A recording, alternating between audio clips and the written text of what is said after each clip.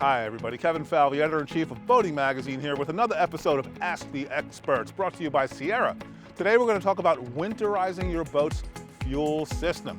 Not complete engine winterization, which you can find elsewhere. The starting point for that is your engine owner's manual or a C-Lock manual like this one available from Sierra. Now let's winterize a fuel system. The nice thing about parts from sierraparts.com is that they come with a lifetime warranty.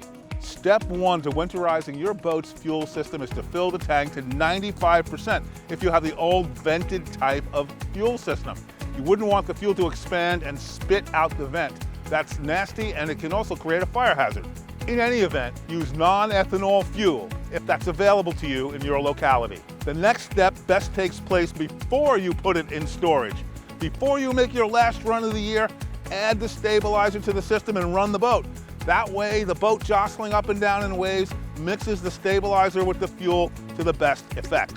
Going beyond just the fuel tank and the fuel lines, you can add a mixture of gasoline, fogging fluid, and other fluids to a portable tank, like this Moeller model from Sierra, to make your winterizing mix in your portable tank. First, add non-E fuel. If non-E fuel is not sold locally, go to a hardware store. It's sold under many brand names. You can buy it. It's expensive, but use that. Then, add the appropriate amount of two-stroke oil. I know you might have a four-stroke engine. Add some two-stroke oil at a 50-to-1 ratio. For 3 gallons, that's going to be half a pint. Add the appropriate amount of stabilizer. This is 1 ounce to 10 gallons, so for a 3-gallon tank, it's going to be 1/3 of an ounce. And then add your fogging fluid at approximately 1 ounce per gallon of mixture. Finally, pick up the tank, shake it vigorously, then connect it to your engine. Here's a fuel filter bracket typical of many boats. To connect the portable tank to your engine, disconnect your engine, connect the portable fuel tank's line, prime the bulb, and then run the engine on that tank containing the winterizing mix. Now before you do that, you want to make sure you connect your engine to a cooling water supply, 2 water intakes, one on the torpedo, one up a little higher.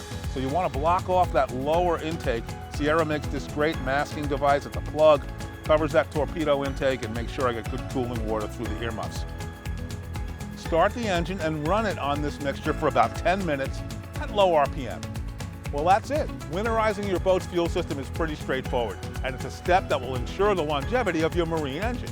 For more tips about taking care of your boat and your marine engine, make sure to check out the rest of the videos in the Ask the Experts series brought to you by Sierra.